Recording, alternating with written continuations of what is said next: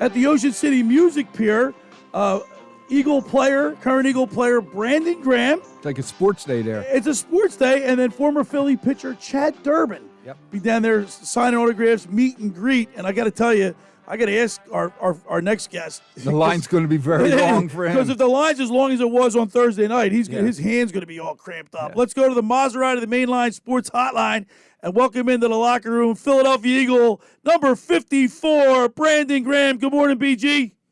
Good morning. Good morning. Brandon, I got to tell you, man, I hear you on other radio stations and see you on TV. You got such an infectious smile and personality. It comes across really well on the radio. Man, I appreciate you, man. You just have this like perpetual smile on your face. You really love what you're doing. Man, I do. That's why I'm still in it for a little while. I was just telling my wife, I was like, man, if we win it all, man, I'm going to have to consider it. But, I just love the game so much. I know for sure I'm going to be with the Eagles regardless. If I'm playing for the Eagles or like doing whatever I can for the organization. So I am happy to be in this position. Hey, Brandon, you get picked the 13th overall for the Eagles. In your first couple of years, a little questionable. I mean, people question you a little bit, but how satisfying or gratifying is it to spend your whole career with the Philadelphia Eagles, win a Super Bowl, and then even go to another one? I mean, that's got to be something that was beyond your wildest expectations. Man, yes, it is, especially how it started and how I could have probably not even been a part of anyone because, I know that for me, it didn't start off good and maybe the team wanted to go in another direction. But you know what I'm saying? At any point, because we ended up getting Chip Kelly during that time. And I remember, not being like one of his guys as far as, the type of pick that he would have picked if for the position that he was trying to have me at, as far as like outside linebacker. He was going for the bigger guys at that position. And so at that time and place, it was me and Trent Cole. And I remember us just kind of feeding off each other every day. We're kind of borrowing, learning as much as we could and trying to make sure that we solidified at least our spot so that, he can trust in us off us just working every day, man. But, I'm so thankful to be here, man. I'm happy to be able to, have been to 2 Super Bowls and lost one, won one. But hopefully third time's a charm and we go out there and get us another one. Sure thing. And now you can walk on water. Your autograph, anytime you go signing, your fingers must be killing you because of all the autographs you have to sign. The line was a mile long. I missed you. You were at Thursday night. You were at the NFL draft party over there in Camden. I was there, but I didn't even know you were there. Yeah, man. Trust me. You snuck in. I did. I snuck in on you. And then, like you said, it's cool because that line definitely was a little long, but it was cool because, I know how I was in the beginning of my career where that line wasn't as long. Because I wasn't Earl Thomas. You know what I'm saying? Yeah, right.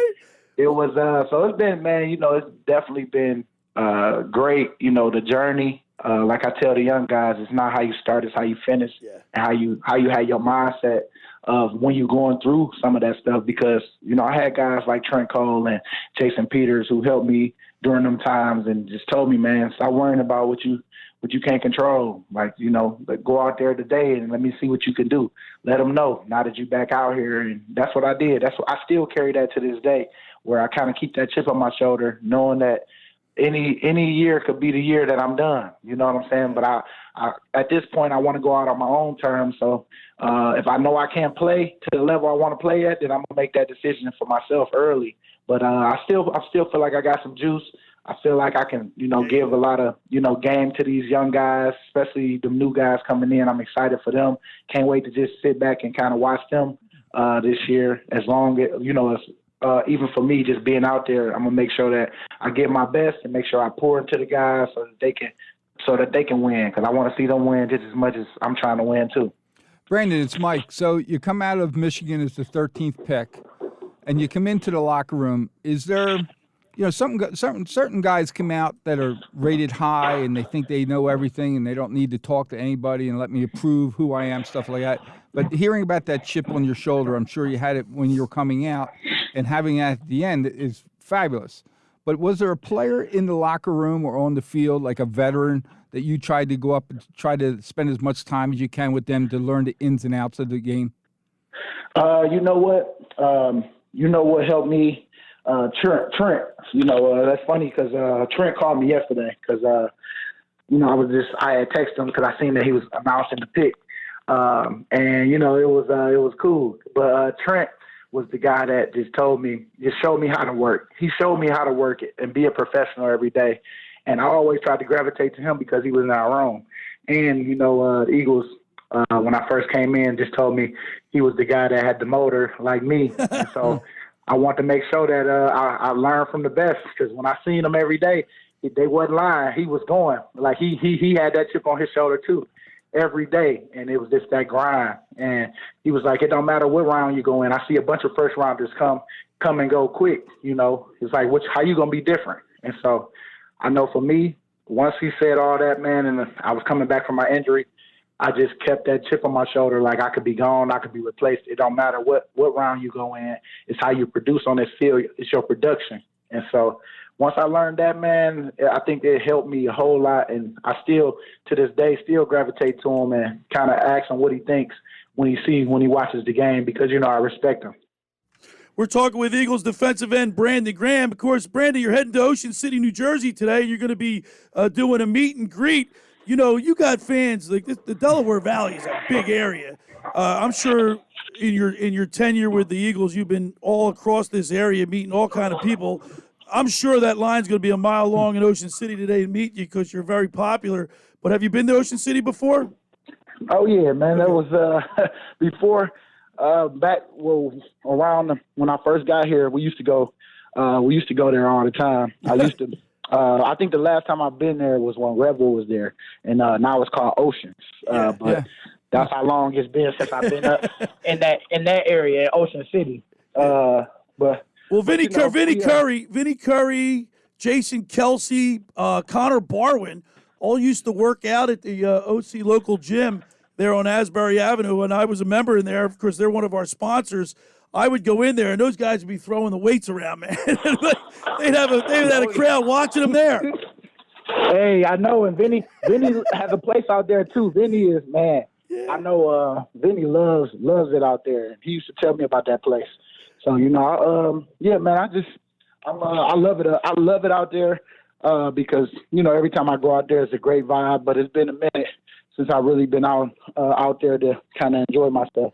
Hey, Brandon, let me ask you this question: How cool is it for you to get to meet all these Eagles fans, all kind of people coming up to you, they sharing their personal story with you about the Eagles, about what it meant for them to win the Super Bowl? Do you ever think about how important you guys are to the fans of this area?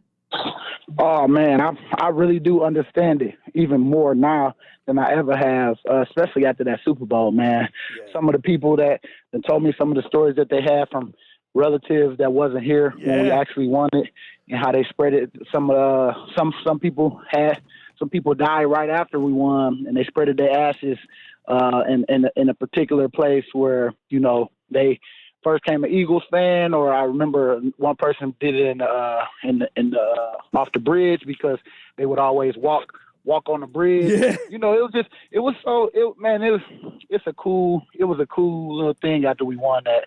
I got so many great stories from just other people and other fans on how much it meant to them, for us to do that for them. And man, I'm telling you, it's something that I want to make sure that I'm a part of the next time, because I really do believe that we got that team. We just got to go do it every day. Well, I know a lot of people are happy with the first two draft picks in the draft on Thursday night.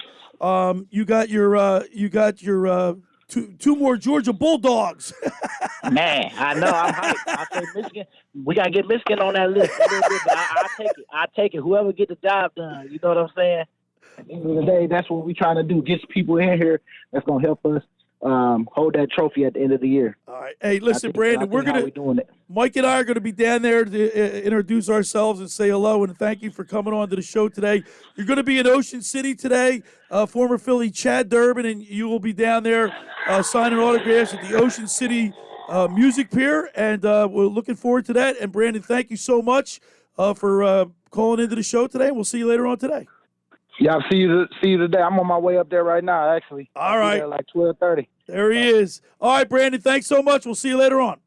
Bye-bye. All right. There he is, Brandon Graham on the Maserati, the Mainline Sports Hotline. Do you see what I'm saying? He comes across the radio down to earth as guy. a regular guy. He don't seem like, you know what I mean, like he's unapproachable. Not at all. None of And that he's everywhere. that too. translates. Like when I was in the company, I got to give this little story real quick. I was in Mario Lemieux's company. I was in Wayne Gretzky's company. You can see why Wayne Gretzky was the greatest player of all time. He was a kid. He didn't think he was when he was the top, the pinnacle of his career. He didn't act like that. It just was Brandon him. Graham comes across like that. Yep. I'm not saying he's like Wayne Gretzky is, but to Philadelphia fans, He's all over town. He's all over town. He's accessible, and he loves to win. He loves the fandom here. Whether it's 3, 6, or 10, you watch the news and, Right. and they'll go to a fundraiser. Yes. Who's there at the fundraiser? Brandon Graham. So head on down to Ocean City to check out Brandon Graham and Chad Durbin today at the Ocean City Music Pier.